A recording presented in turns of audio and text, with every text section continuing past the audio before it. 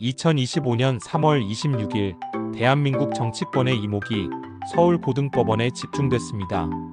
더불어민주당 이재명 대표의 공직선거법 위반 혐의에 대한 2심 선고가 내려지는 날이기 때문입니다. 1심에서 유죄 판결을 받으며 의원직 상실 위기에 놓였던 이 대표. 과연 항소심에서는 어떤 결론이 나왔을까요? 오늘 영상에서는 이재명 대표 2심 재판의 배경, 쟁점, 정치적 파장까지 모두 짚어보겠습니다. 사건 개요. 이재명 대표는 2021년 대통령 선거 과정 중 한 방송 인터뷰에서 두 가지 주요 발언으로 인해 공직선거법 위반 혐의로 기소됐습니다. 김문기 전 성남도시개발공사 처장 관련 발언. 이 대표는 방송에서 김문기라는 사람을 성남시장 시절에는 몰랐다고 말했습니다. 하지만 검찰은 이 발언이 허위라고 판단했습니다. 이 대표가 김문기 처장과 골프도 함께 치고 공적인 자리에서 여러 번 만난 사실이 있기 때문입니다. 실제로 김문기는 대장동 개발 사업 실무 책임자였으며 대장동 의혹의 핵심 인물 중 하나입니다. 백현동 개발 사업 관련 발언. 이 대표는 국토교통부가 협박을 해서 어쩔 수 없이 백현동 부지의 용도 변경을 승인했다고 주장했습니다. 그러나 검찰은 이런 발언 역시 사실과 다르다고 봤습니다. 관련 공문이나 증거에서 국토부가 협박성 요구를 한 정황은 없으며 오히려 성남시 자체적으로 결정한 것으로 판단했습니다. 1심 판결 내용. 2023년 11월 15일 서울중앙지방법원은 이재명 대표에게 징역 1년, 집행유예 2년을 선고했습니다. 재판부는 두 가지 발언 모두 허위사실 공표에 해당한다고 판단했으며 공직선거법상 중대한 위반이라고 설명했습니다. 이 판결로 인해 이재명 대표는 의원직 상실 위기에 놓이게 됩니다.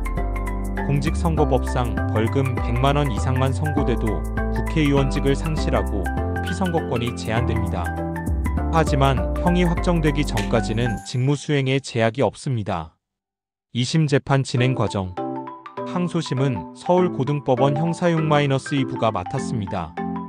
2024년 말부터 재판이 본격 진행됐으며 2025년 초에는 증인신문을 포함한 주요 공방이 있었습니다.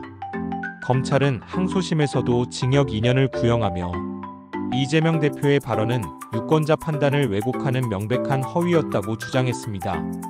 반면 이재명 측 변호인단은 김문기 처장은 실무자였고 인지하지 못한 것이라며 개인의 기억 착오일 뿐 허위 사실이 아니다라고 맞섰습니다. 백현동 발언 역시 국토부가 실제로 강한 압박을 했으며 표현의 해석 차이일 뿐 허위로 볼 수 없다고 주장했습니다. 정치권 반응과 전망. 민주당은 이번 재판을 정치적 탄압이라고 보고 있으며 만약 무죄가 나온다면 이재명 대표의 입지는 더욱 굳건해질 것으로 보입니다. 반면 유죄가 확정된다면 총선을 앞두고 거센 리더십 위기가 닥칠 수 있습니다.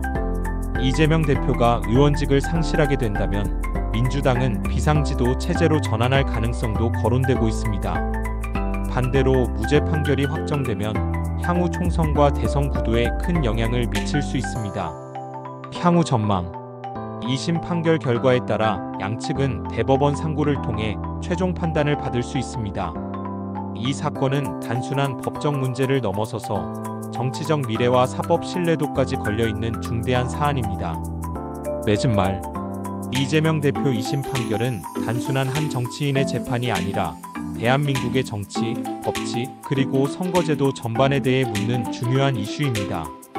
오늘 내려질 판결 결과는 이 대표 개인뿐 아니라 민주당과 전체 정치권 그리고 국민의 판단에도 큰 영향을 미칠 것입니다.